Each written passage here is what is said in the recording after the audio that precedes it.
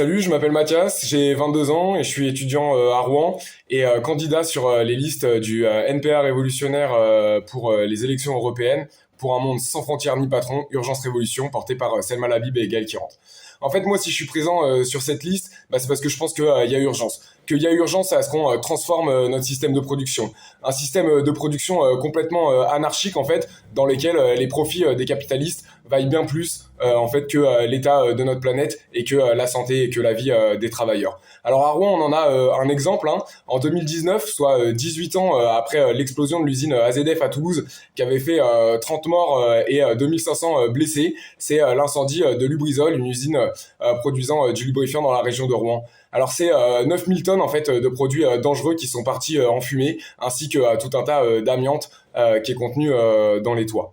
Bon, en fait, effectivement, c'est une société, il y a un mode de production qui produit ces accidents industriels. Pourquoi? Parce que il y a un recours massif à la sous-traitance ou à l'intérim, parce que il y a une charge de travail et des cadences, voilà, qui augmentent le risque d'erreur, et puis parce que économie oblige, on tire toujours les mesures de sécurité vers le bas.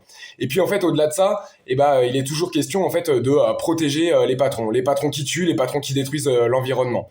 Et là, par exemple, à Rouen, voilà, la préfecture a refusé de mettre en place en fait un suivi médical et un registre des cancers qui aurait été le seul moyen en fait de prouver voilà les effets néfastes de Lubrizol sur la population.